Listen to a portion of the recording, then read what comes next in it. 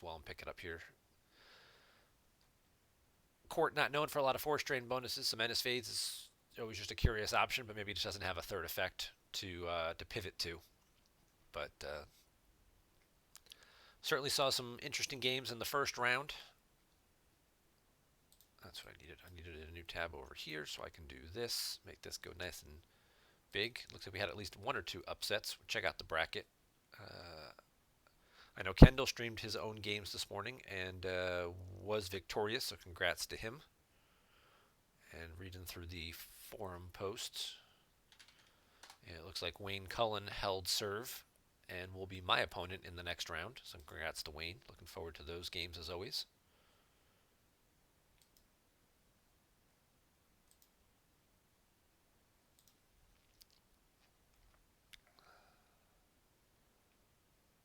Paul McPherson lost a very close match to Sam.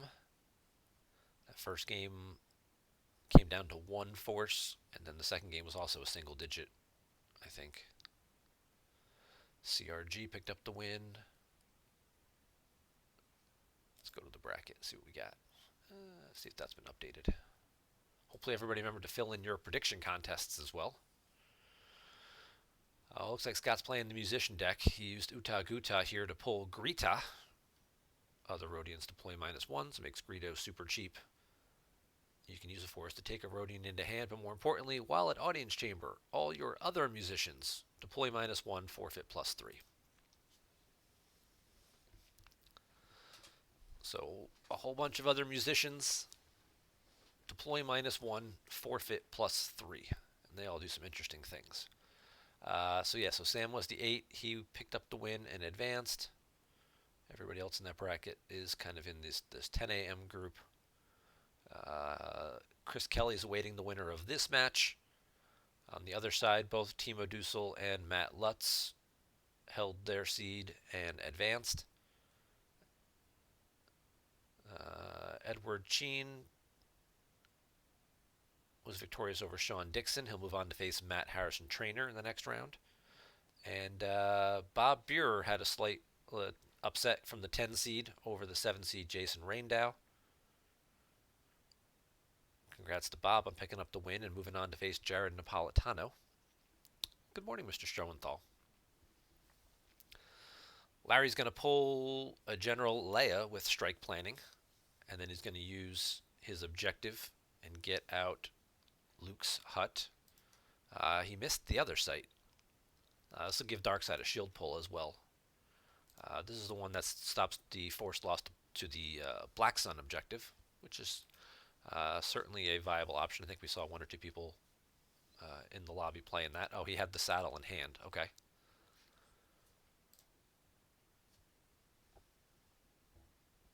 And Larry will set up and we'll call him. I think it's actually Rich. I think it's what he goes by, but I think that's what the R stands for. And there's the Luke from reserve deck. So Legend doing legendy things. Yes, on the other side of the bracket, in the Brian Fred bracket, Wayne Cullen held as the 6 over Casey Johnson. That's my opponent in the next round at 1 o'clock here today. And Kendall Hallman from the 10 upset the 7 James Martin. He will advance and face Tom Kelly, also at 1 o'clock today. He does have to lose a force to Court. He's going to top deck one, which is pretty risky this early in the game to just blind top deck. And he loses Admiral Statura. I guess it's a minimal risk because he's already got Luke in the saddle and the other site out. Even though you don't really necessarily need the site, it's really just these that are important. Any other possible sites he might be playing? Looks like he's only got. He started the antechamber, not the castle that pulls the other sites. So this might be the only battleground he's running. Is the interior one. Legend did get some errata. You may not deploy Jedi while a Jedi on table is one of the biggest adjustments here. So as long as Luke is still in play, no other Jedi can be played. So you can't play the new Jedi Ray. We saw a lot of people using Qui-Gon in this deck, or General Kenobi was often a common character, or Ahsoka, because you're only limited to can't play any Episode 1 locations, makes sense, and you can't play any non-Episode 7 Luke. But you didn't really have any of the other character restrictions. So that limits their character selection just a little bit.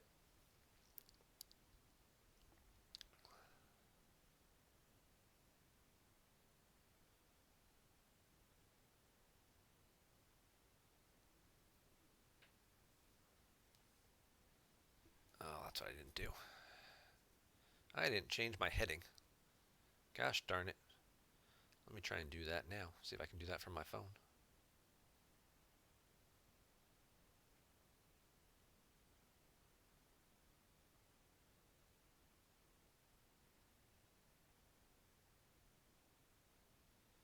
Yeah, that's what I want to do.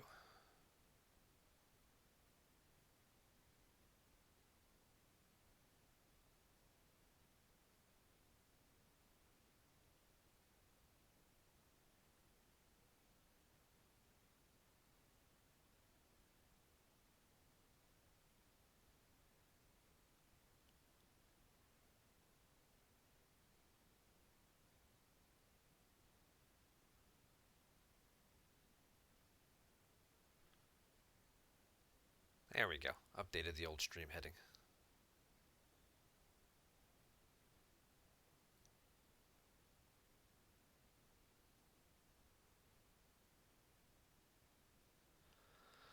Okay, and while we were away, while I was fiddling around with that, looks like we've got some musicians hitting the table here. So he force pushed into something we don't know. Played the Death Star to docking bay. So he's got his 1-0 docking bay, his Coruscant docking bay. He deployed Greta, who we saw him taking a hand earlier. Deployed Scum from hand. Used the audience chambers game text to get Ak Rev. Once during your control phases, you can use a force to take any other musician into hand. So this guy basically deployed for 1 because of Scum and because of Greta. He used Power of the Hut to get Buelo.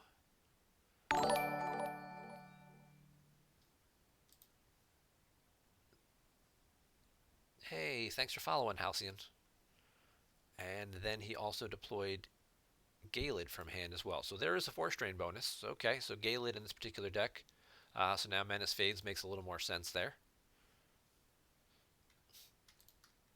So we've got Buelo. Buelo just has to be at the audience chamber or with the leader to cancel a battle destiny. So he can go ahead and cancel. Something about the way this one was scanned. This card always looks like it's black and white to me. There's a few cards that always seem to come up that way, a little pale. All right.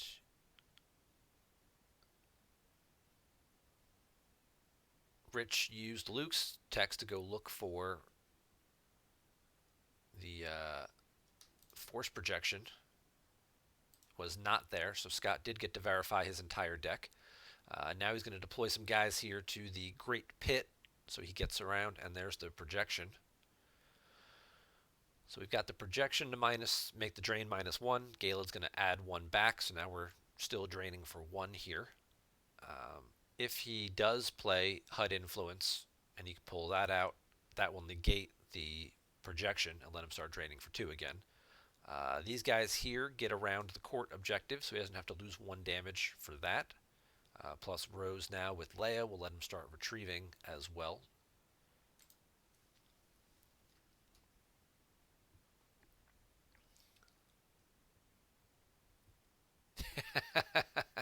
That is very, very true, Tom. The nice thing about Jemp is Scott doesn't get the satisfaction of seeing you pick up all his cards and read them. That is 100% accurate.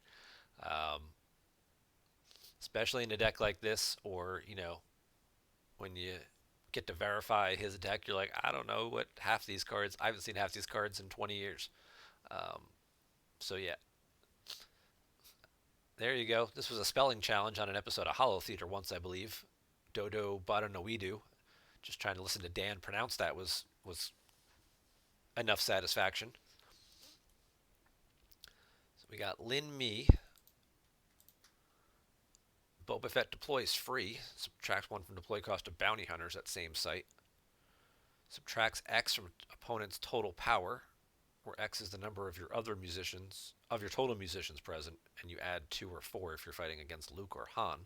But Lin Mi is free because of Grita and Scum. Dodo here. Jawas are power -1. Once during your control phase, you can reorder some cards, so that's still not doing a whole lot. But again, free. I'd say this deck needs Chao Bakan to make everything even cheaper, but I think everything already deploys for free. Alright, so there's Ristal. May retrieve 1 force each time you deploy a musician to same site. Once during each of your turns, you can use a force to charm a male of ability less than 3 and make them forfeit 0. Could have deployed Ristal first and then retrieved for deploying all these other people, but, I mean, Scum is out, so the same retrieval option is available. We'll just keep on reading cards as we go. Here's Umpest Day. Power +2 at a Jabba's Palace site. Nope. Each of your other musicians at same site is power +2 and immune to less than 3. And Umpus himself is immune to less than 4.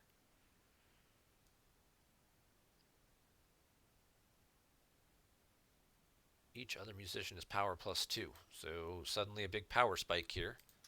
And now we've got Nizuk Beck, who loves Jury Juice. Power +3 with another musician, so he's power 5 right now from himself. And there's the Boba Fett Bounty Hunter, who also deploys for free. Interesting to see if Rich has the Rebel leadership. He's going to play They're Tracking Us to activate a force because of the Battle Order First Strike. He knows he might need to play multiple interrupts. So he's going to activate an extra force now. Present at start of battle, cause one opponent's character of ability less than X to move away for free, or that character is immediately lost, where X equals the number of your musicians present. So if he's got 5 musicians here, he can make somebody whose ability less than 5 move away. If he had 1 more musician, he could move Leia away, which would be pretty brutal. The movement is free. Is Nizuk Beck not a musician? Is that what it is? Not a musician. Okay. Just has to be with musicians to get the extra bonus. Alright, so actually it's less than 4 here. So you can move Rose. Right. Rich is going to flip and put Luke out of play. Now Nizuk is going to target Rose. Rose either has to move. The only place to move to would be the audience chamber. Rose can't be battled because she's already been in a battle this turn. So if he moved to the audience chamber, she couldn't get beat up this turn. But then Rich would have to commit force, whatever else is in his hand to back her up, and she was going to basically be stuck between a rock and a hard place here. She could move to the dungeon, I guess, but still in a bad spot.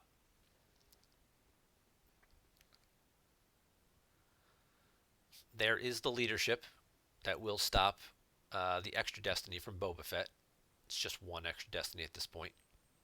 But we're looking at a 20 power difference here. Now these guys cover 16 and forfeit, so there's not too much beatdown potential, shall we say. And Anakin's adding 1 to the light side draw, so really they're basically covering 17 of the 20. And that's pretty much going to cover just about all of it. It's basically going to be those guys and 2.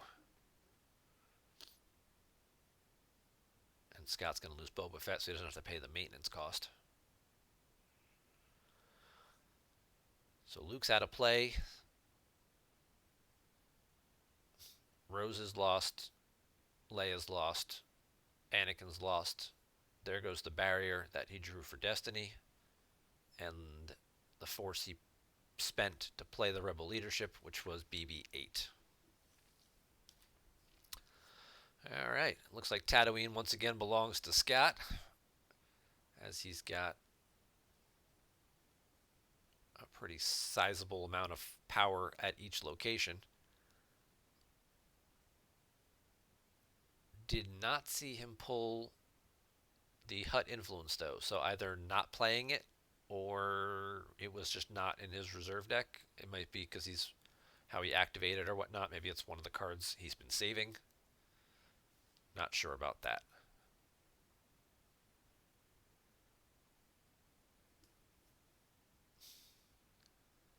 So obviously looking at just board damage right now, Scott's in a position to do 1 and 1, but he'd have to pay for those drains currently because of battle order. Um, and then the objective is doing 1 damage as well, as long as Larry doesn't have anybody on Tatooine in his deploy phase. Which I don't see anybody coming back to either of those sites anytime soon.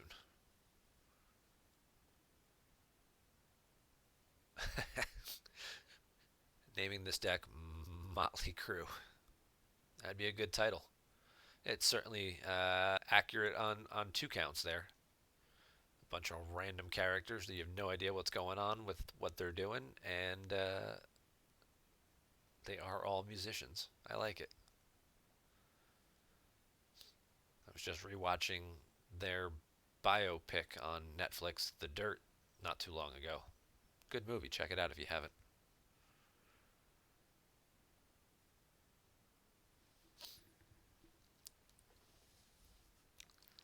All right. So it looks like Rich is just going to activate, throw away a weapon levitation from hand to meet the court damage, uh, and then just go right to his draw phase and just reload. Again, he's not facing down too much damage here. Like, he lost the 1 card on his turn, which he was going to have to lose anyway. It's a good line of play here. You don't really want to keep forcing yourself, keep trying to, fit a square peg into a round hole here. Take the time, reload your hand, and figure out what your next move is. Whether it's going to space and taking over Nal Hutta, or whether it's just setting up some damage of your own at your site, because trying to engage with these guys could be very, very difficult because of all the different things going on with their game texts.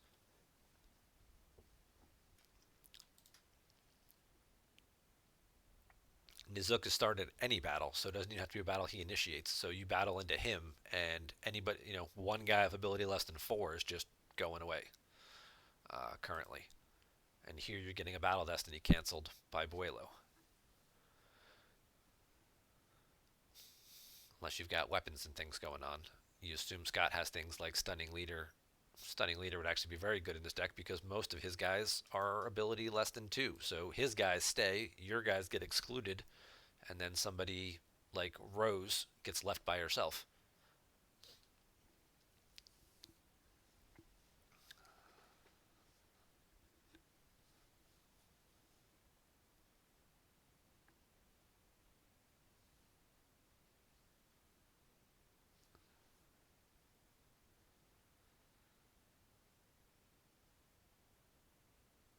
Scott uses Ak Rev to get Sai Snoodles, and then Greta's going to take Greedo. So he's got 2 more musicians in hand. Ooh, that's weird. Not sure what happened up there with his force pile. It's a weird little glitch.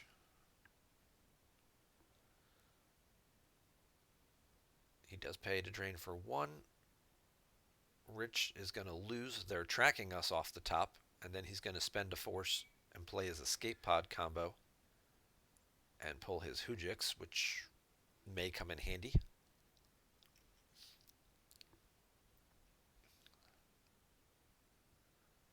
There's Arika V. So you've got Ristal allowing, because this is whenever deployed to same site. So deploy Arika, retrieve a force, gets Boba Fett back. So even though not battling with Scum to do retrieval, Deck certainly has other options and other ways to retrieve cards. Could also be very helpful against with a number of people playing Guts. With Scum being popular, you'll see it in a few different decks, which stops force retrieval from Scum and Villainy. But Ristal here would still give you some force retrieval. And now that Luke is out of play, this is Erica V. During control phase present at a battleground, Luke is not. She retrieves a force as well. So Erica going to be retrieving a force all, as long as she stays there, which will probably be for the foreseeable future. So once per turn, retrieve a force, and then, deploy musicians and retrieve cards as well.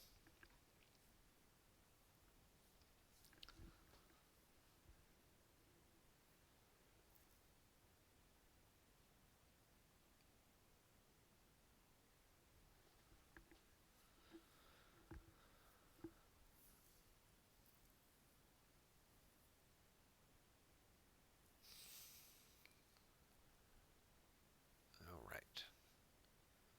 Now we'll see what Rich has for a game plan of his own.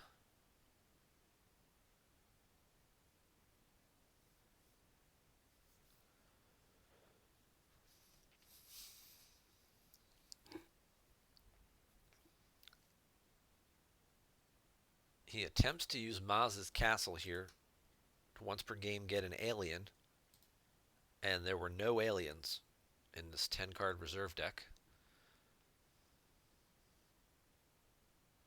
No idea how many aliens he may be playing, but there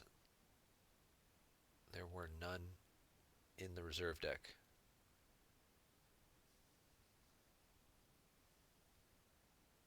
What was the Hollow Theater deck challenge? I missed it, whatever this one was. I tuned in just long enough to hear Tom Kelly saying a lot of nice things about me, and then was like, all right, I'm good. I got it.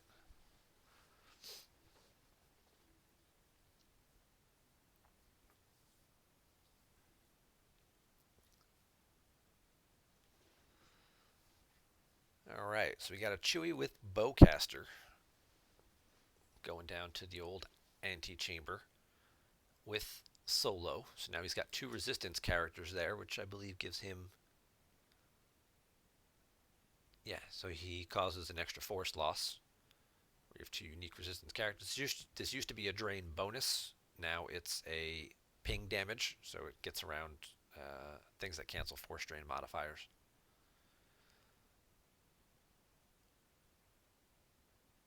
Loses a force. Once per turn during battle, cancel.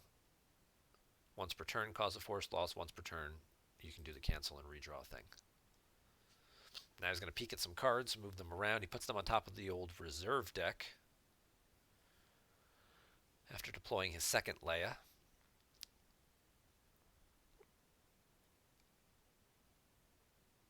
And he top decks a leadership.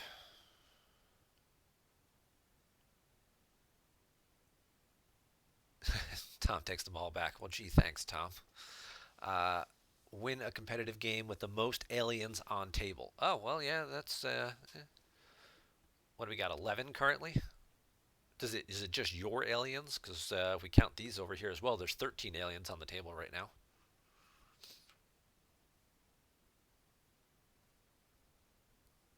Yeah, Sean, I go with the classic interface. I don't know. To me, it seems like the new one is still just there's a latency thing with it. Every action while it's doing the animation or the extra graphic features that it has for things, it seems like it just kind of just slows the interaction down. And I like this one because it just keeps things moving nice and smooth.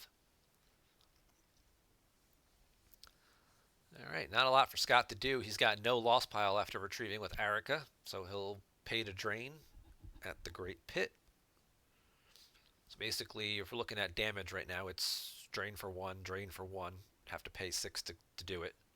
Possibly cause 1 extra damage from the court objective, so he's doing 3 damage a turn. Light side over here is draining for 1 and causing 1 ping damage from the objective. So they're doing 2 damage, so it's 3 to 2. Dark side's already a little bit ahead, 28 to 25. Plus, you've got Erica doing the one retrieval as well.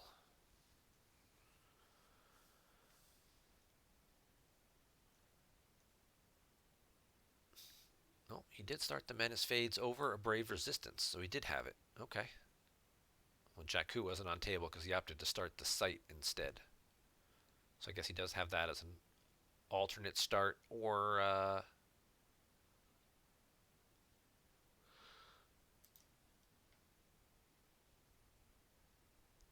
yeah, I was thinking against map, but they don't start. It has to be the actual Jakku system, not a Jakku location.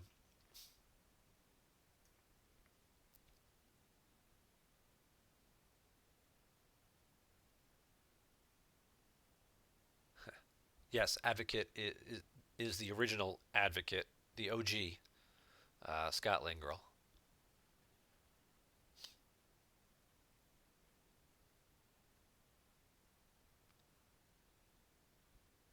We're on turn 5 here.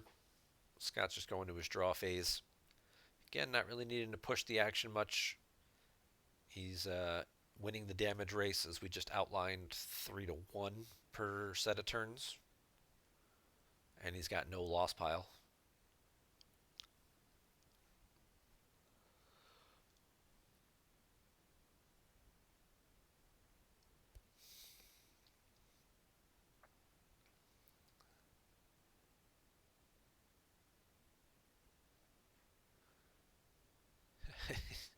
Well, we knew Scott wasn't going to play conventional decks, even when you see, a common objective, or fairly common objective like court.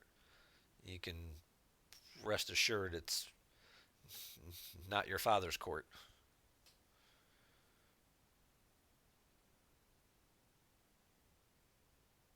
He'll lose that extra copy of Grita that he just picked up. All right, there's our Jedi hitting the table, so there's a General Kenobi. Now, the interesting thing to keep an eye on here as well, neither player has anything that would stop Nabron or Ellis.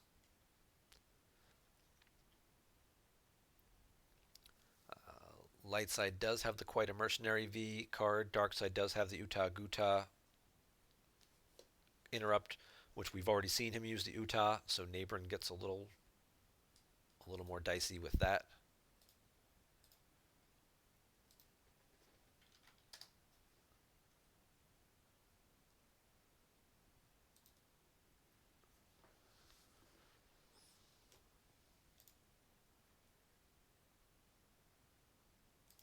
Just go to the old deck builder here for a second. It's not quite as bad as the making everybody lost.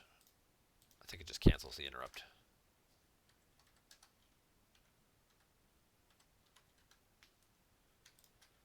Yeah, it just cancels Nabron, the used version. So, and since he's got multiple Rhodians in the deck, multiple copies of Greedo, Grita, and even Dodo here is a Rhodian. It's not surprising to see at least one, if not two, copies of Uta in the dark side deck. That would negate like this pile of stuff moving over. But Rich is going to get Rose out as well, so now he can start retrieving one, but Coward is out, so no, he cannot. He'll need to get to a second battleground before he can start retrieving. So it's still 3 to 1 in terms of damage output, as long as Scott wants to continue to pay the 6 force. He's only activating 11, so paying 6 to drain for 2 plus 1 to retrieve from Erica doesn't really leave him with a lot else to do with his turn. And we may have to see him skip a turn of drains in order to possibly set up like a battle plan. Java Space Cruiser with a couple of people kind of thing.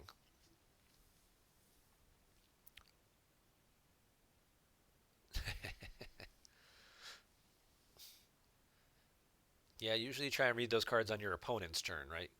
Let them keep doing whatever. You go ahead, you do whatever you're going to do. I'm just going to sit over here and read some of your cards for a minute.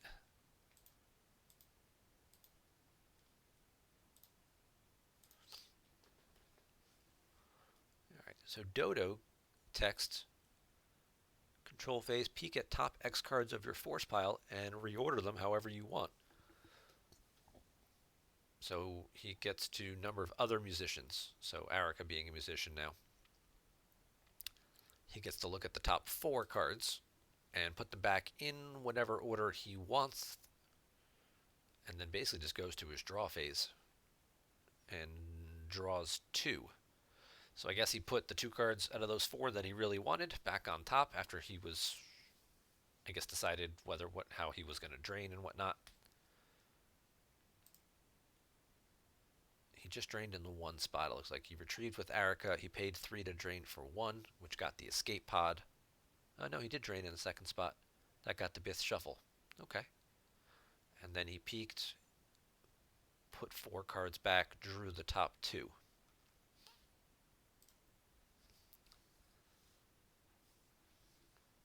Rich gets Qui-Gon's lightsaber. Now this lightsaber does not add to a force drain, so this is still just a drain of 1. He does have the female interrupt to add 1 to that drain, so that'll get an extra point of damage this turn. Ak-Rev. Ak-Rev lets you take guys into hand. He also subtracts 1 from attrition.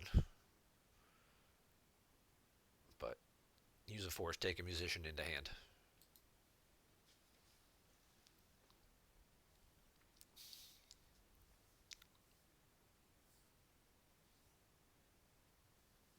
Scott will lose the imbalanced Kinton Strider combo off the top of his deck. And Rich is going to deploy Qui-Gon's lightsaber. And then lose another force. And there goes the Hoojix from hand. So I'm guessing these are all my ground characters.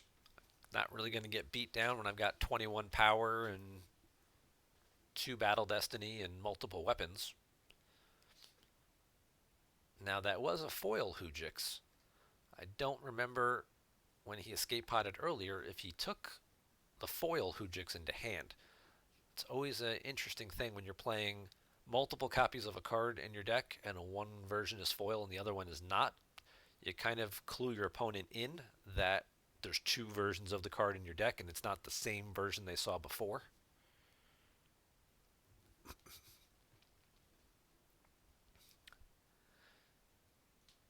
Yeah, I think the only time I've ever even seen the Zookbek is when somebody's ordering a bunch of random Jabba's Palace rares from the PC store, and I'm like, all right, just pulling guys alphabetically so they can probably finish up a set or something.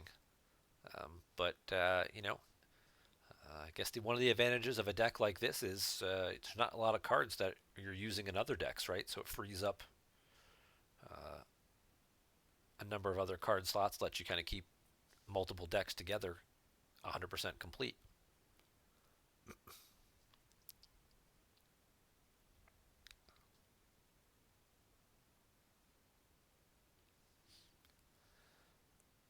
There goes. I'm getting pretty good at this from hand. After he retrieves that imbalance combo that he just lost, now he'll pay and drain again.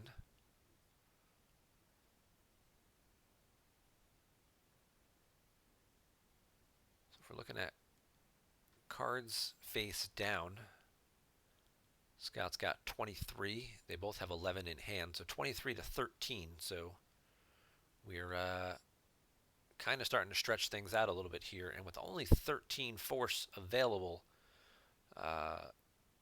Scott has to start feeling fairly good about being able to go to space soon.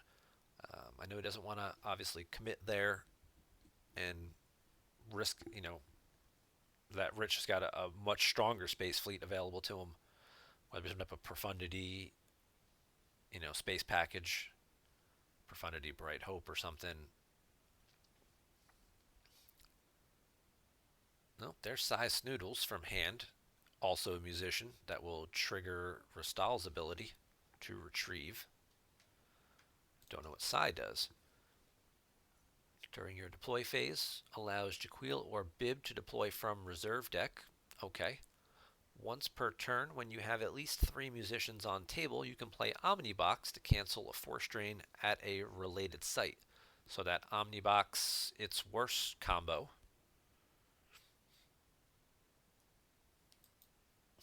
And here's Liren Karn from hand as well. For each other musician present, adds a cover charge of 1 to the force required to move or deploy each character to same site.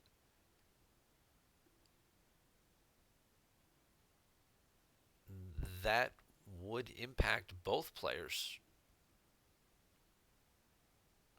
And that's for each other musician present. So to same site. So anybody that wants to get deployed to this site is like +7 now, I think. 1, 2, 3, 4, 5, 6, each other, right? So +6.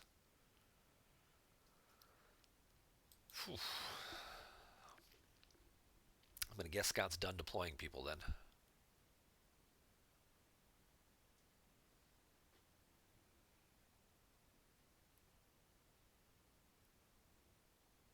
Now he'll move some people around. He's going to shift Erica over to the audience chamber. He's going to move Akrev to the dungeon and take Greedo with him.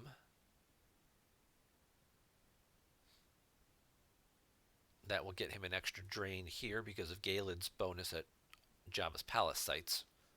Does not have enough ability to draw destiny there, but Lightside would need a spy plus an extra character. I mean, even like Corran Horn is kind of getting just outpowered here, and Greedo forfeits for 6.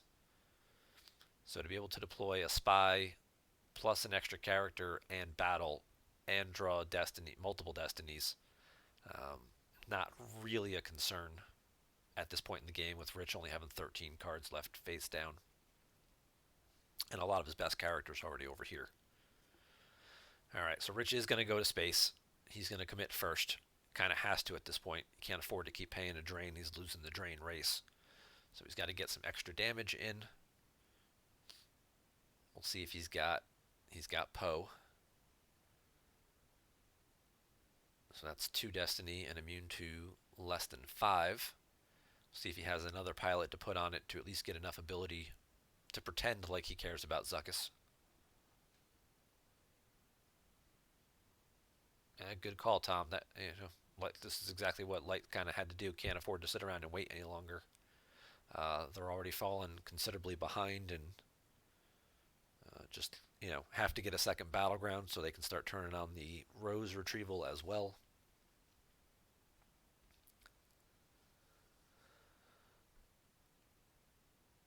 Rich is going to lose a sorry about the mess from hand.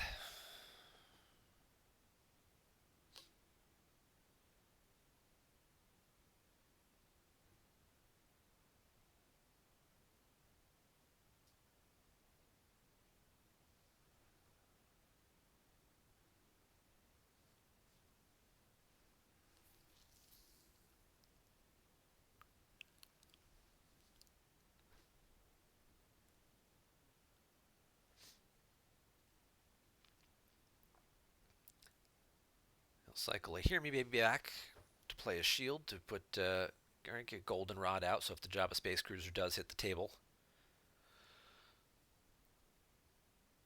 it'll cost him 2 to play the Alien Leader. And he does save 2 force as well. Also puts a 5 on top of his reserve deck at this point.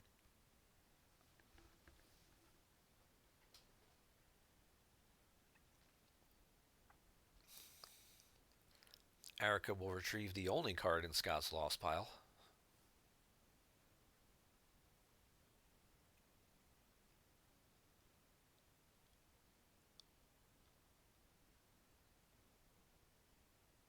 He'll spend a force with Akrev to go try and take a musician into hand.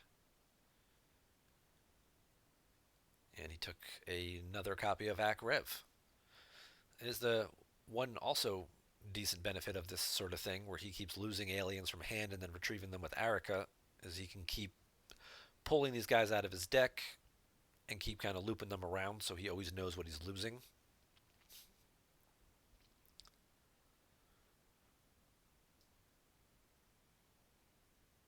Won't end up drawing them for Battle Destiny. And he does pull the Secret Plans now, assuming that Rose may have the option to be able to retrieve. Also gave him the option to verify before deploying the ship. Alright, so there's Ellis and Hinthra for 3. We'll see if the ship gets barriered or anything. There is a barrier in the lost pile that he lost early in the game that Solo could play. Alright, and there he did not barrier the ship. Okay, so there's Woof. Subtracting 1 from each draw. We'll see what else he's got. Does he have a Zuckuss? Does he have a Gurry and Stinger to limit light side to 1? He's got a Jango Fett for some forfeit. Maybe he just wants to stack up and block the drain. And now he gets around his own battle order and won't have to pay, and they can kind of just sit there and stare at each other a little bit. Oh, maybe not. There's Proximus. Now he's got an extra battle destiny because he's got multiple aliens. Now he's going to solo and play the barrier on Proxima. He's drawn 2 destiny.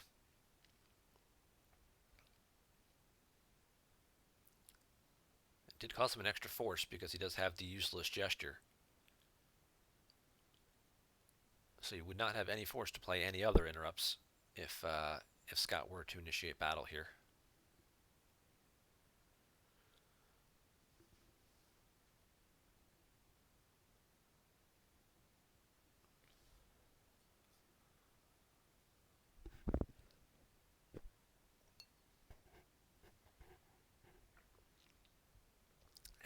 Happy Saturday morning.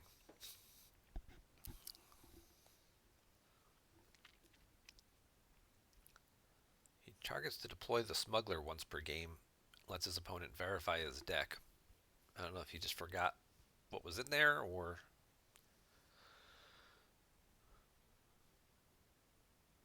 Only 3 force left. He can battle for free, and there's no maintenance costs involved or anything.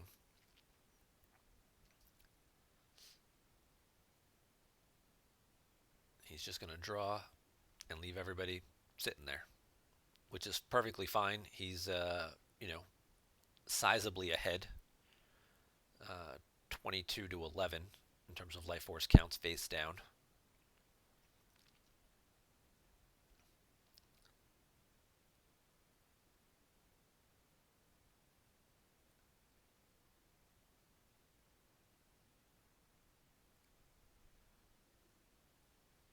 And again, he's still causing more damage to his opponent. They're both retrieving 1 a turn now. But again, with Rich only having 11 cards left face down, if he does want to pay 1 to retrieve 1, plus if he needs to pay 1 to initiate a battle anywhere, it really only leaves him like 9 to work with. And if he, again, wants to draw multiple battle destiny, like with Poe here, so he's got 9 active force. He's got to spend 1 to battle and 1 to retrieve with Rose, and only leaves him 7 to deploy things. So these are the kinds of, math calculations you're kind of running through your head when you're determining, what the best course of action for you is. Scott loses 2 guys from hand and extra copies of Nizuk Bek and Ak Rev.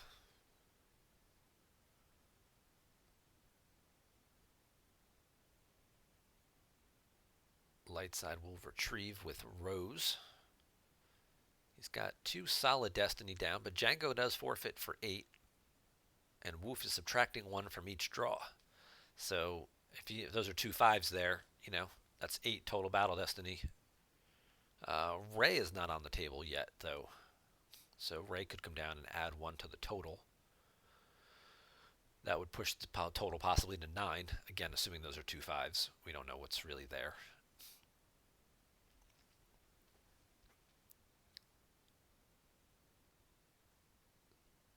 And there is the aforementioned Ray. I think if that's the situation, though, you just lose Jango and Woof, and then you could just take 1 of them back into hand with Jabba's Haven. When you lose Jango, you get Boba Fett, so you go dig him out of your deck, and then suddenly you redeploy some guys and draw like 4 battle destiny. Oh, now we got Admiral Holdo. Possibility of rebel leadership. In this case, probably more just along the lines of possible extra forfeit fodder if Darkside were to draw reasonably well. But yeah, well, he won't have a force because either he's gonna, if he battles here, and the leadership is grabbed.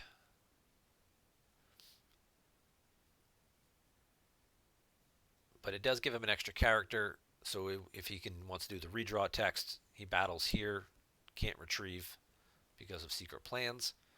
Um, but if Lightside draws like we'll say 6 or 7 total, loses Ray, still has 2 resistance characters available to do the redraw when Darkside counter battles on the next turn.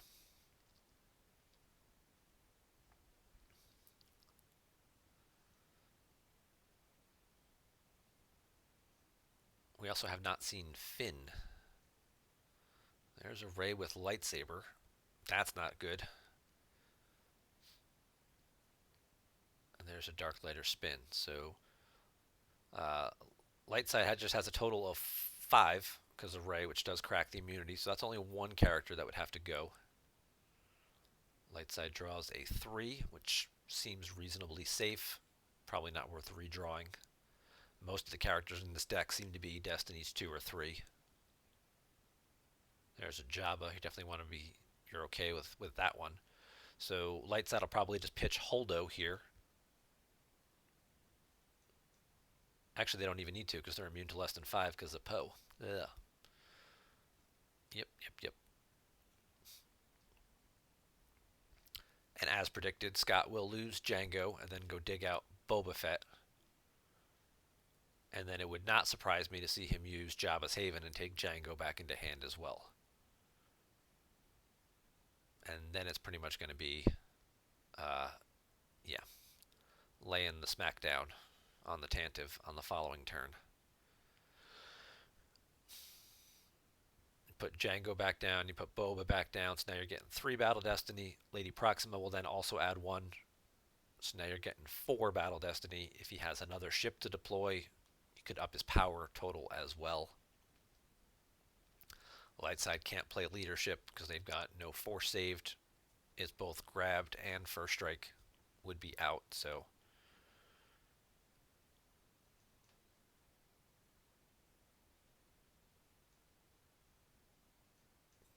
running through the math here, they'll cost 7 to deploy. So the question is do you use Arica to retrieve 1 or do you use Scum to retrieve 2?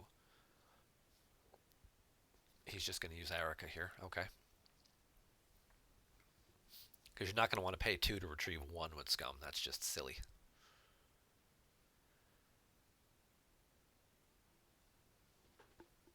There goes a dodge from hand to the drain at the prison. Dungeon. I'm sorry, the dungeon. There goes a first aid from hand. Old school first aid.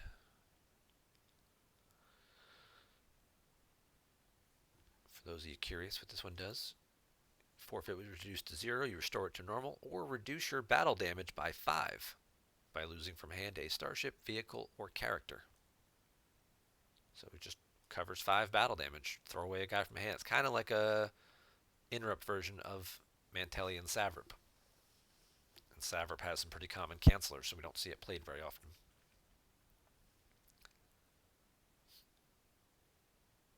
Oh, he revealed the top 3 cards of his reserve deck with Proxima and ends up taking Tech Moore, who's a Destiny 6, into hand. That would have been a Battle Destiny. You would have been able. Oh, he would have gotten redrawn, but still.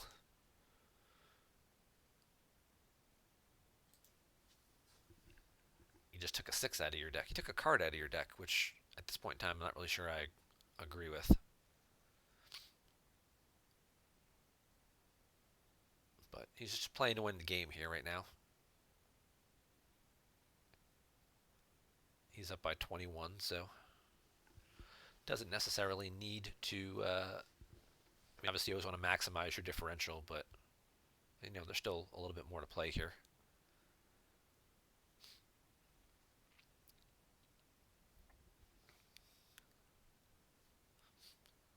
And again, we haven't seen Finn, so Finn could come down as a react.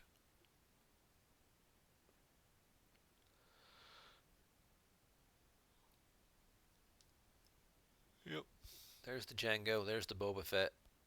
Doesn't look like he has an extra ship.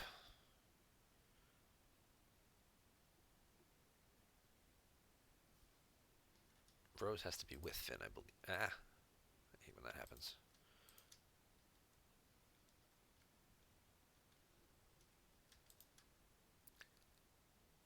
Yep. Finn has to be lost from same site. Alright, there's the Lana combo to cancel the react. Alright, so that's twofold there. Puts a used interrupt back in his deck and stops the reacting Finn. So now we got 4 Battle Destiny. He's playing Uta Guta to dig a Rodian out. None in there. So if he's concerned about Rich just peeling cards to end the game to stop Scott from retrieving more, he's just going to cycle back an extra card or 2 now. I don't know if he'll have that level of battle damage, but hey, you never know. If Scott draws a whole big pile of high destiny here, you could obviously see Rich just decline to draw and then peel cards. Well, not the kind of start you want if that's what you're hoping for.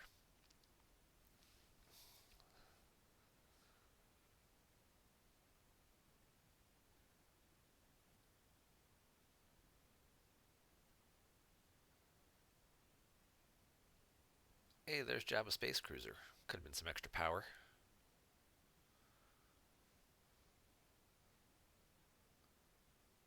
So he'll have a total of 9, I believe.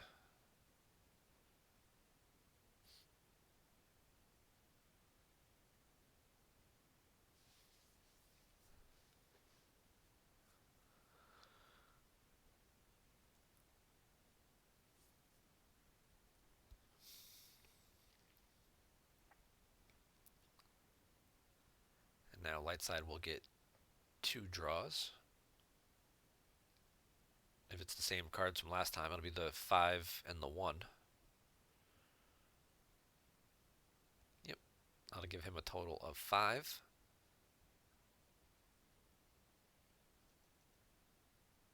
We'll see whether Scott wants to pay the maintenance on Boba Fett. Nah, he's just going to lose Boba Fett.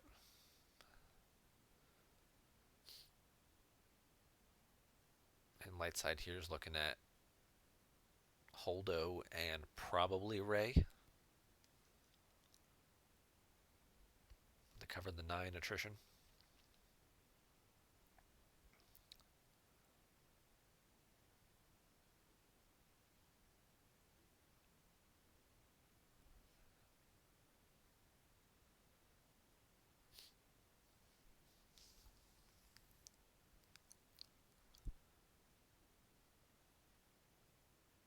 Oh, he's going to lose Poe.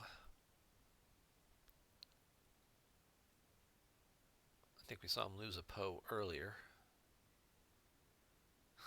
He lost Poe and Rey. Alright, so he's just setting himself up to suicide the Tantive during the next battle, I guess. Piloting a capital starship may place it and Holdo out of play to add X to your total battle destiny. So you just do that, it places them out of play, the battle then ends.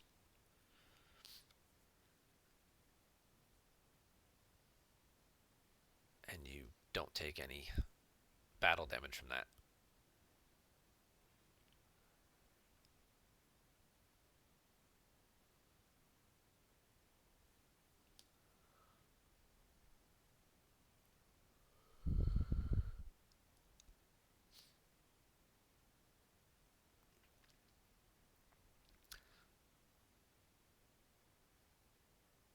So he 4 strains there. Scott loses the force push. Then he top decks a Jabba for the 1 ping damage. Rose will kick in and retrieve Rey.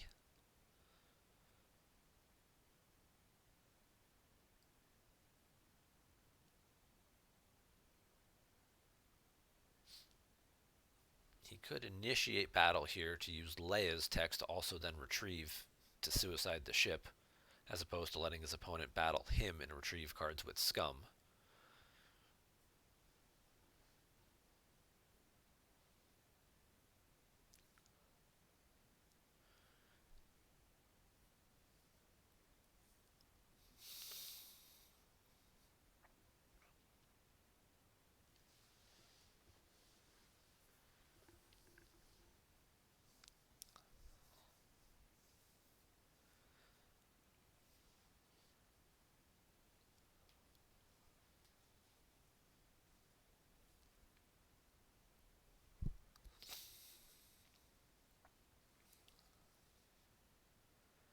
Rich is going to move both cards to his force pile.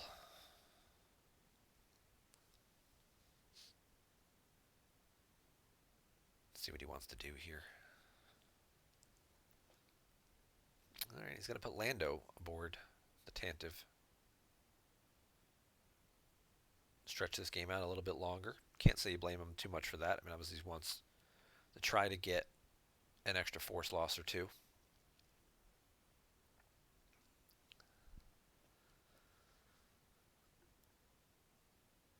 Light side's only, or dark side's only drawn 2 Battle Destiny here, so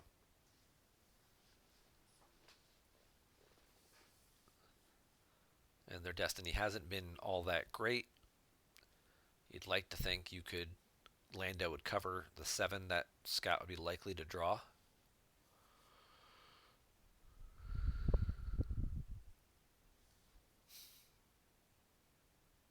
Battle with 1, retrieve 1 with Leia, forfeit Lando to cover the 7,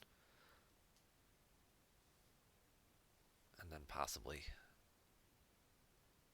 self-destruct the Tantive the following turn if necessary. You may not even need to necessarily do that. I mean, you've got 7 power and 12 forfeit there, right?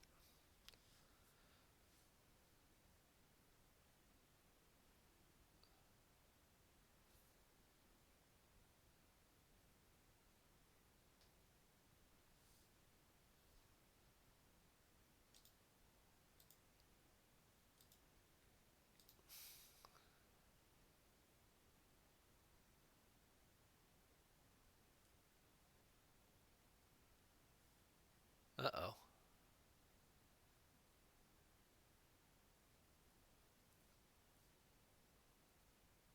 Looks like we got a stuck game now. That's not good.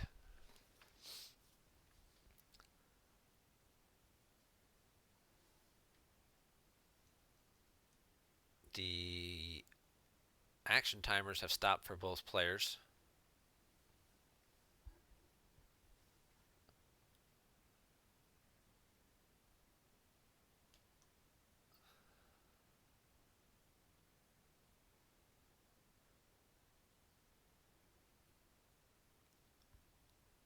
Definitely don't want to have to restart this game. Hopefully we're far enough along. Both players could sort of agree on a number.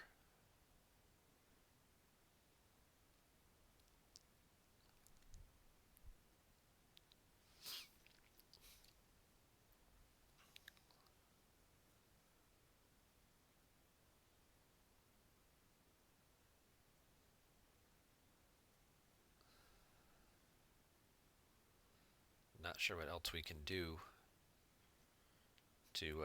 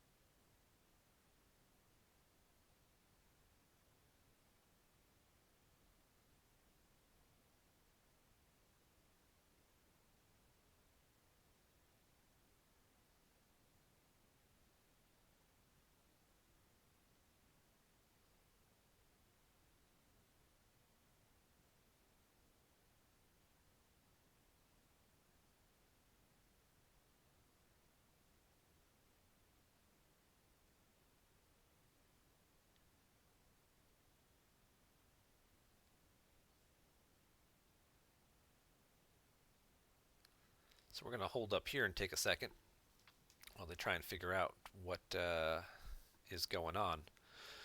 If we look at the board state, Scott's obviously in a big advantage. He's doing 3 damage, retrieving 1 with Arica per turn, and is likely to clear out this system within the next turn or 2, which is going to stop the retrieval from Rose. You know, if they could kind of agree on a number, 5 cards in hand versus 4, you start thinking about what Rich is going to do with the rest of his turn here. I mean, you could put Walkling out of play and retrieve 1, battle and retrieve 1. But the Tantive is probably going to end up getting blown up here pretty quick. He may opt not to do that. He may opt to just recycle, pay the upkeep. He can put Wackling out of play again to still retrieve a card. And then when he gets battled, pay one to retrieve one with Lando.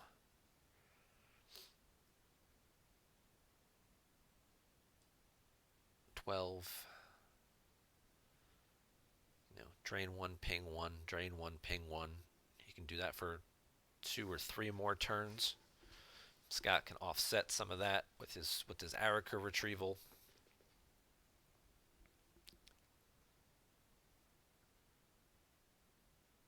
I would guess 16 or 17 probably seems like probably a little higher than that, but if you're just trying to agree on a number,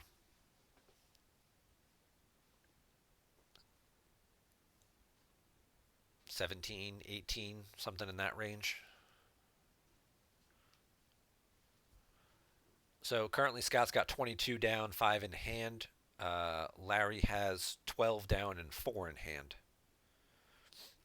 But most of the damage Larry's doing, Scott is retrieving each turn between battling with Scum and Arika.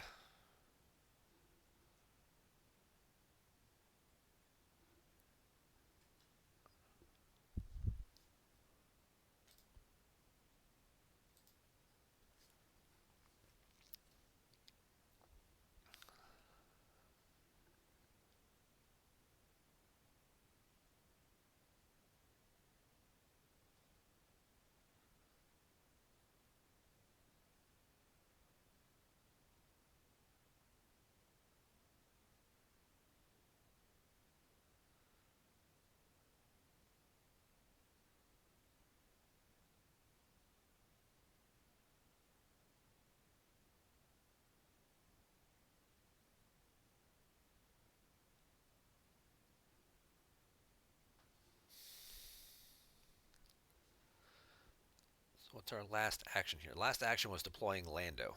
So we deployed Lando and it broke the game. So don't deploy Lando. There you go, guys. Don't deploy Lando.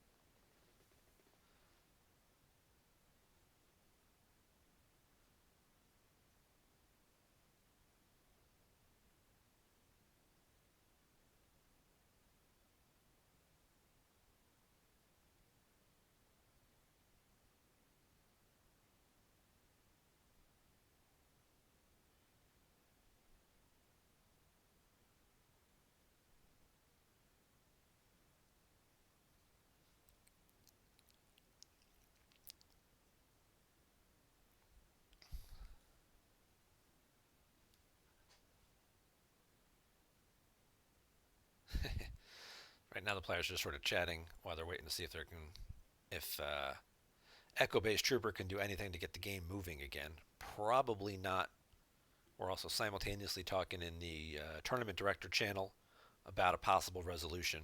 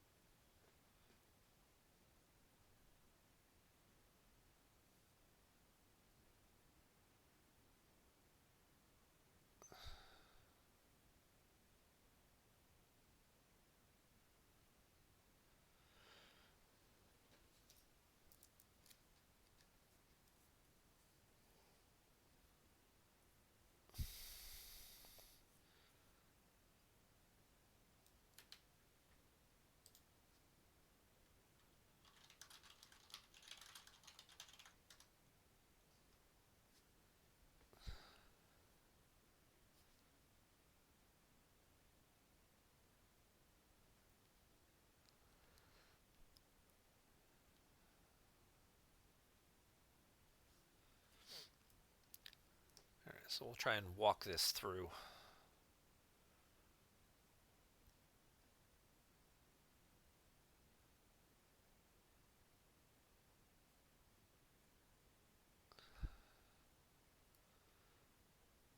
He doesn't battle here.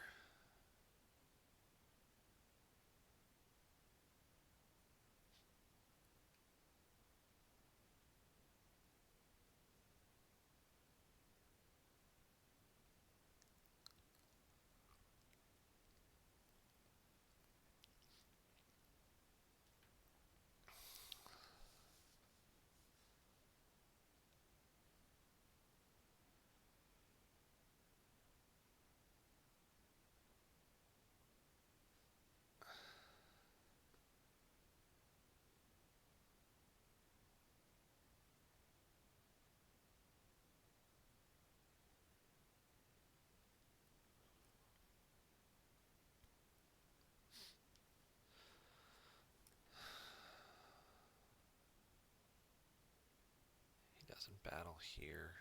He puts Walkling out of play at some point, goes up to 17, then loses 1, 2, 3, goes down to 14. Scott goes up to 28. Battles, retrieves 2, goes up to 30. He would retrieve 1 and go up to 15.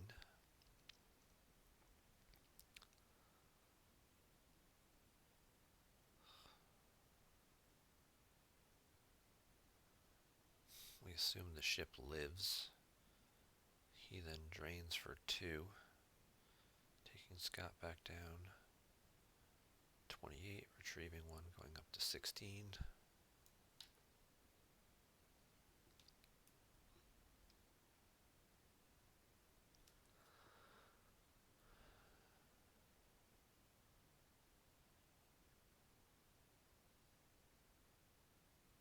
He really just has Finn plus possibly somebody else that he may have retrieved to play it out.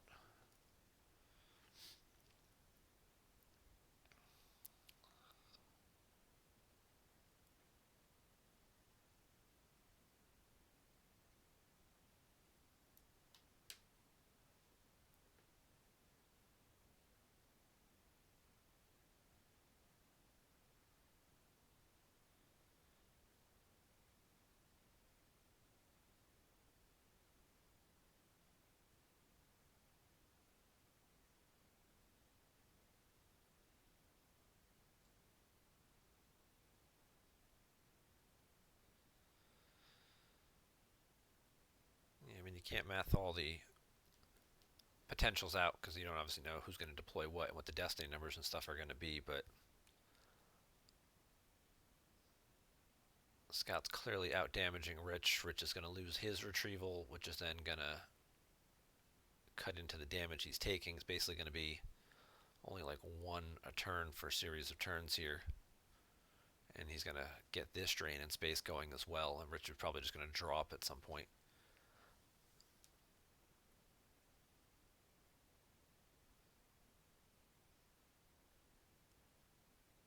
So we'll have to see if they can come up with the number that they agree on.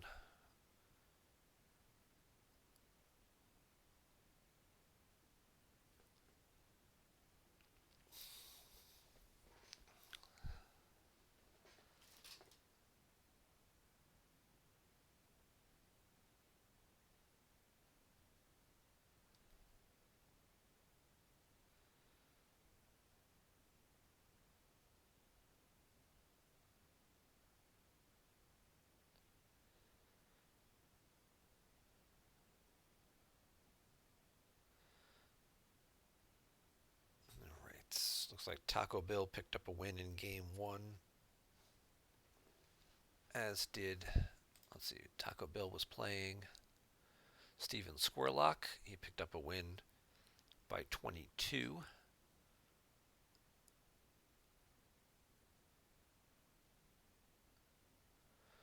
Also in that same bracket, Vikram Bali against Mike Turner. Vikram picked up a win plus 23 in game 1 over Mike Turner.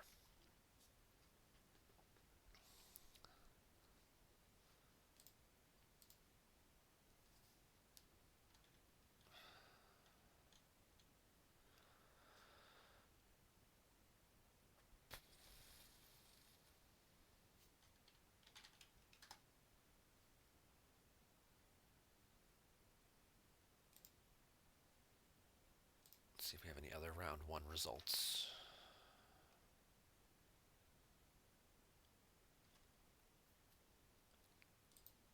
Justin Mayashiro picks up a Game 1 win by 19 over Garrett Larson. Ryan Jellison wins Game 1 by 14. David Woods wins Game 1 by 9 over Pierre. I believe Pierre also had a 2 differential penalty for handing in his deck lists late.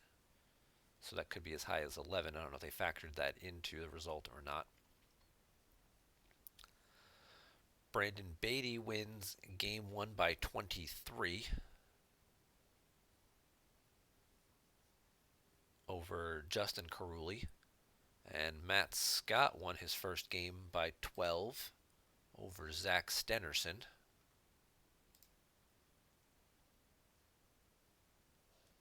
Nick Reich picks up a win by 23 over Jeff Johns in Game 1.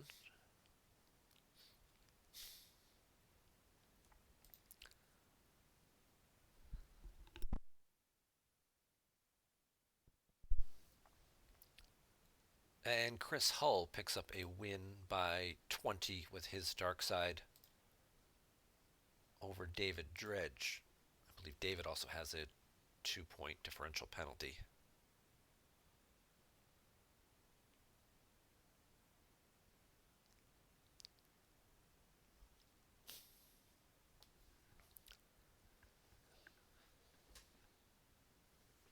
For handing in deck lists late.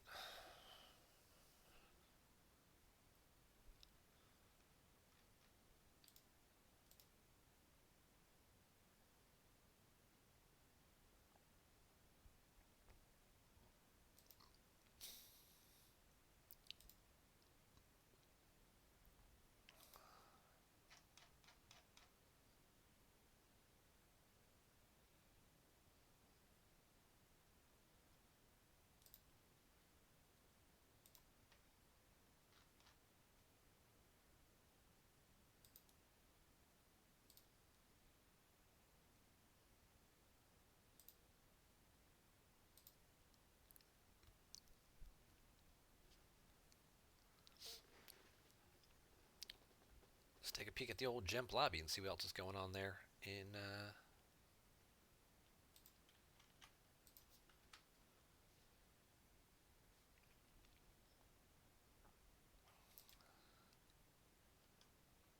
while we're waiting for this game to sort of get a resolution. Rambos and PMJ are still going here. This one looks pretty tight, as is this game between Drew and Adam. No Idea versus ISB. This is where we're frozen. These guys are all on Game 2.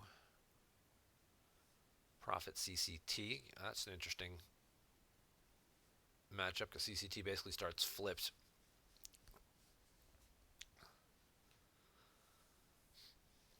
And then you can't use IG88. Lightside Senate against ISB. All right. TIG versus Black Sun. That one could be interesting.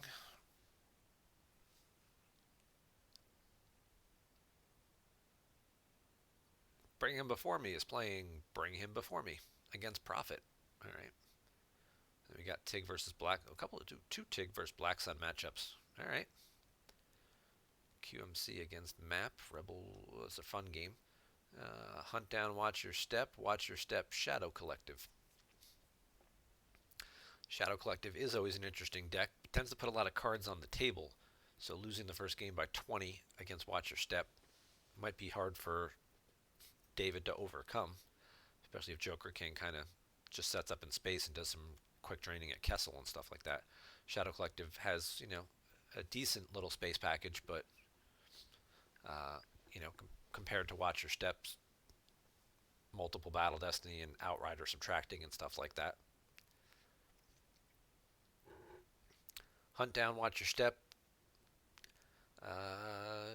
Usually we see Watch Your Step pull that type of game out, but again, Hunt Down does a decent amount of damage to that. From a straight win perspective, Watch Your Step likely to win, but I think Vikram won again by 20 plus. Um, so that would seem to lean toward Vikram here for to winning the match. QMC map. I think map's probably slightly favored in this one because they're probably going to be able, depending on which version of map it is, probably going to be able to kick him out of space. But again, looking at the results, I think Matt Scott won that first game by about 15, 14.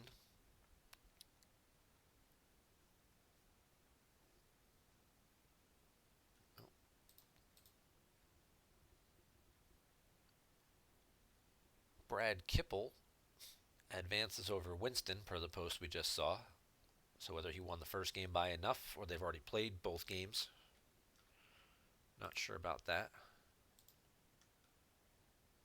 Game was canceled as requested by all parties, so not sure what we're going to go on here.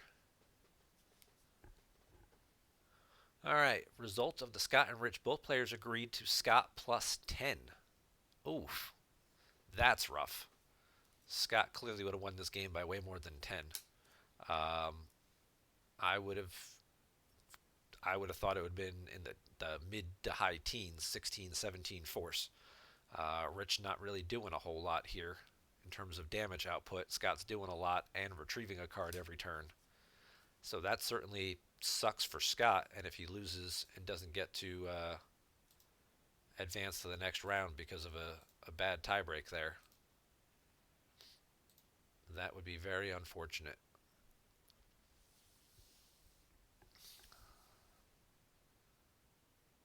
Scott plus 10. I don't know, I wasn't part of that conversation, but he did not have good legal representation on that one.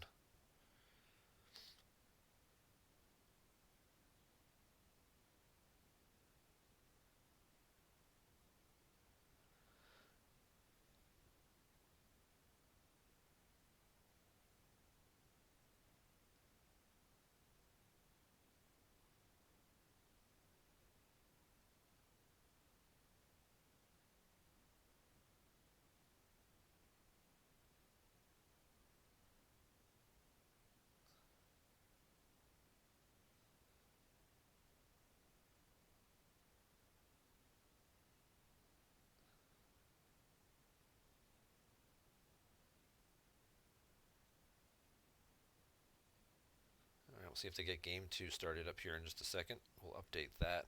We'll Advocate's going to get a +1 there.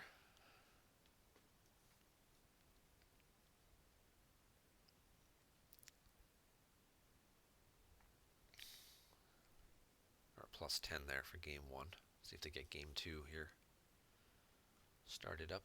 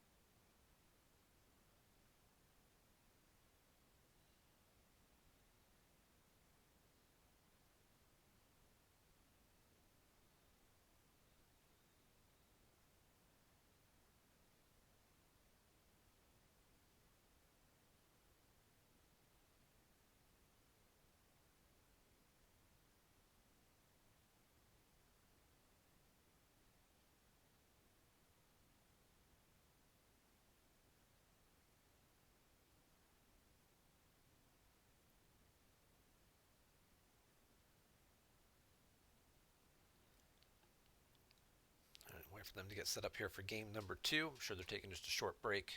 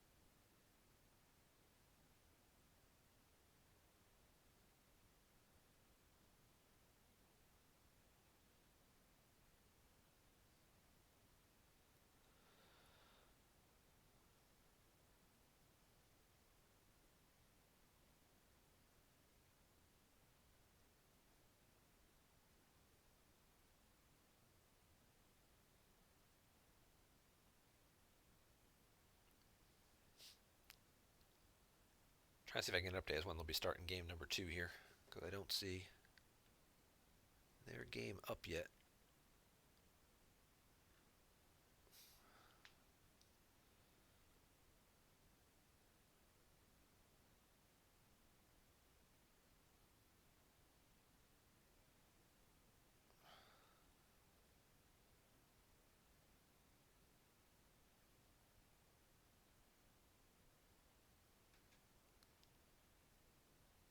They're taking a 10-minute break. Okay. Makes sense.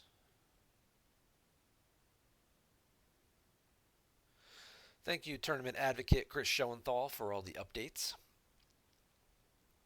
And if you're watching, don't forget the multi-channel is back. So obviously you can watch games. I think there's 4 or 5 different people streaming right now that you can watch all at the same time on the multi-channel. And there's a little button at the top where you can click to see the different chats. There we go. Getting started with game number 2.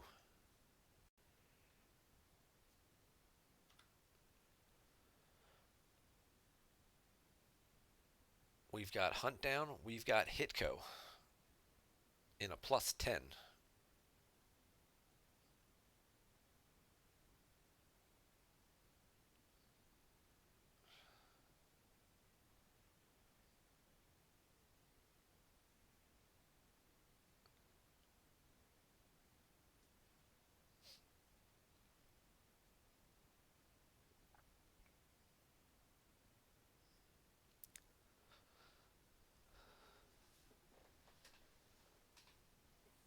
We got 12 cards. Start. Hunt Down. Let's see what this new Hitco looks like. Has he got light side musicians in his Hitco deck? We got Like My Father. We got Walkling. We've got another Pathetic Life Form for a 3rd effect. Okay. This is the light side version to Wipe Them Out. If you occupy a battleground site, activate a force. And as long as they have a non-unique alien or non-unique starfighter, they can't draw more than 2 battle destiny. It doesn't really come up that often. There's not a lot of non-uniques. So I guess we will just have to wait and see here. But both players agreed to it. So they will have to live with said results. And we're off here. Advocate +10 is the number.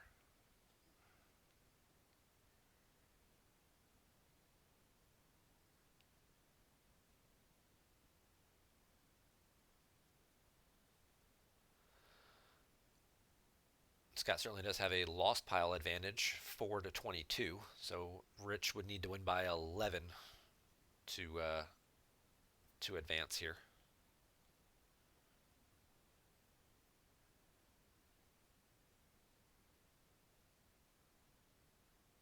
And hopefully they do it quickly. So I can take a little break before my matchup starts at 1 o'clock.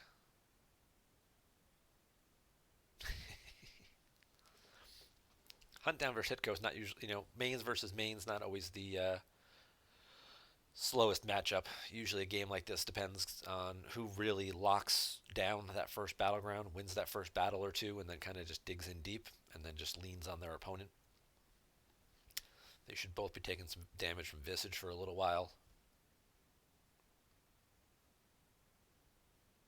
Location pulling also comes into play. So Rich opening hands, the blockade flagship bridge, and I'm sorry, he used the accelerate to pull the bridge. And then he finds a Forlom, and he'll use Forlom to cycle a card back, hopefully looking for Sonic or any of his other location pullers. Vane to get the castle, Sonic to get the prison.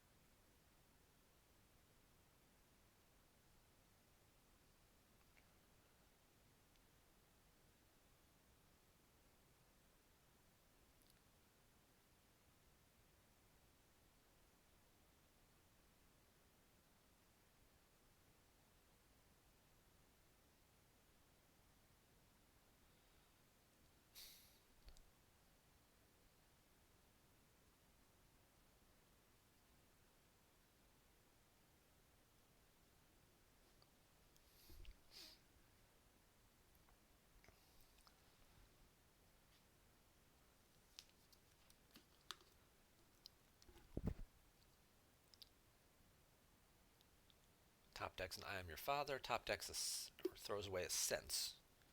All right. So Luke hits the table first.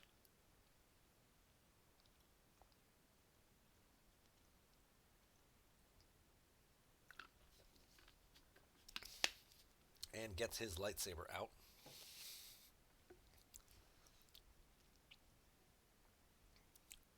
Do we have any location pullers or extra activation from Scott? It does not appear to be. He also doesn't retrieve a card either from the flip side of his objective. There's no secret plans out or anything like that, so he could have just retrieved the Sense, which would have, or the starting interrupt. Now I'll activate one with another pathetic life form. Rich has got 7. 7 is 6 for Vader, 1 to battle, but Vader by himself not doing a lot. We already lost the I Am Your Father, so unless he's got a second copy in hand. P59 went off the top.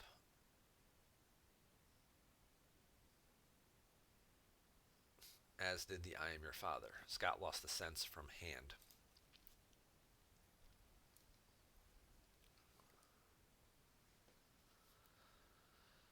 There's Vane.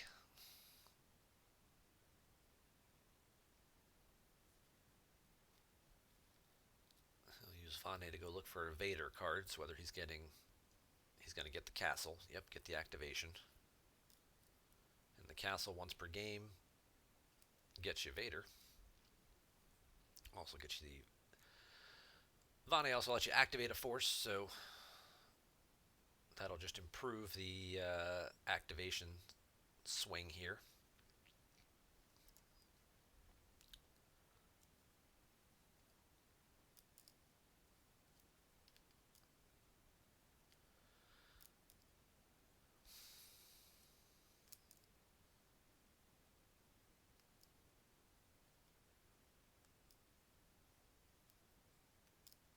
He does have a second I Am Your Father. So if he has a Vader in hand, he could deploy Vader, pull the lightsaber, and battle Luke. Instead, he's going to go for the Image of the Dark Lord to make the drain -1. So now Luke is basically, it'd be a drain of 1. It would move Prophecy, which would give both players an extra Force icon, which may be helpful to Scott.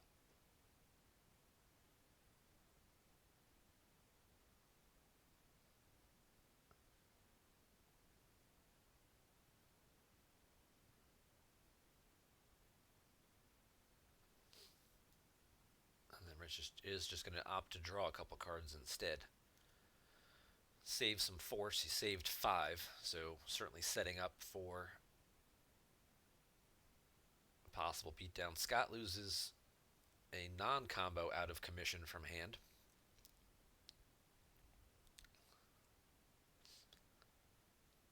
Now it's going to come down to, does he want to pay 3 to drain for 1 to move the prophecy? That'll give his opponent... Yep, he is going to do it. Oh, he doesn't have battle order out. Oh, that's a mistake by Rich. Rich is just going to let him drain for free. There goes a maul off the top. I would have pulled battle order there. Made him pay for that drain. Really limit him and what he can do this turn in terms of damage and force output. I know it might hurt you a little bit later, but I mean, you're out activating him considerably right now. And there's the secret plans, at least, to stop the retrieval.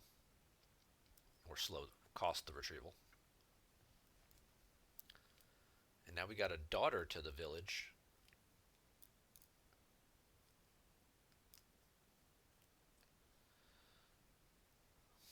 So there's the daughter that gets pulled by the new Anakin Skywalker. Gets son of Skywalker and daughter of Skywalker, and certainly does some interesting things. But Leia does add an icon here, which is also helpful at an exterior site. She adds a light side icon. She deploys -3 on indoor, so that cost him 4 to put her out. Scott will retrieve the out of commission. Rich will not stack, so he just pays 1 for that. And then Scott's going to draw 2 cards here, looking for hopefully some activation of his own. And then he's going to put a card back with Like My Father. So something he doesn't need, he can go ahead and put back. And then he will get the ability to also activate 1. So he'll have 2 force available to him for any defensive cards he may need to play. Kyrkanos goes off the top, and Yoda goes off the top. That's the other thing, for force activation, he could have pulled Yoda. But there's nowhere for Yoda to move. There's no... Yoda only moves to Episode 1 Battlegrounds, which we currently do not have any of on the table.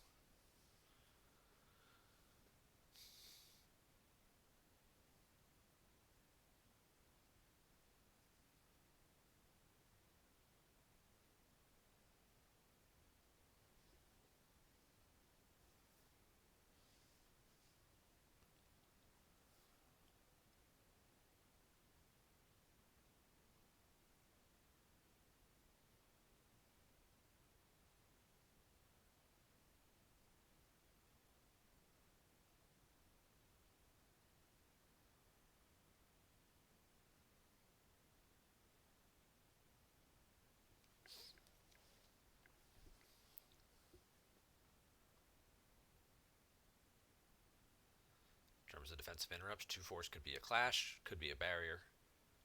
Alright, Rich will deploy Vader.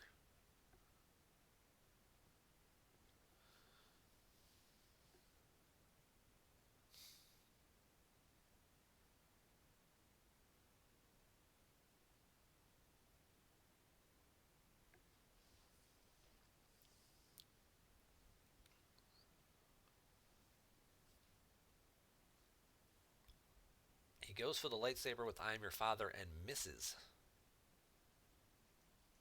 And then he activates 1 more force with Vane. So he still has 10 force left.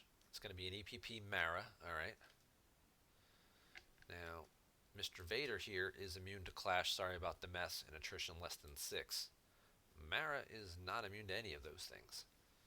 So if Scott does have... Oh, here comes the You Are Beaten on Luke. It's going to isolate Leia.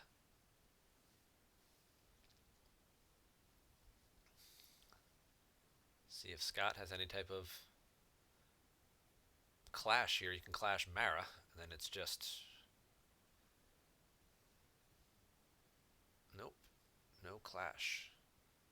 Blaster deflection would certainly be helpful, or at least a dodge. Nope.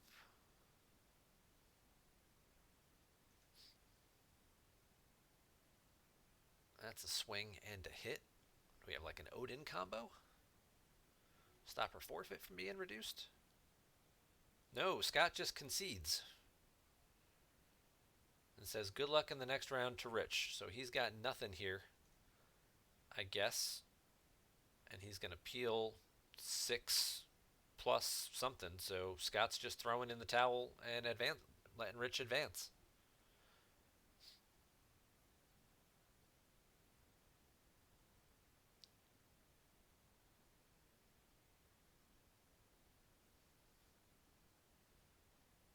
Okay. Well, congratulations to Richcraft on picking up the win and advancing on to the next round. Certainly an interesting turn of events here. I wonder how much, the way the last game turned out. If Scott had won this game by, the last game by 18 or 19, would he have played differently in this game, or would he have conceded as early, not knowing he doesn't need to win by as much here? But yeah, congrats to Rich, and he will move on to face Chris Kelly in the next round.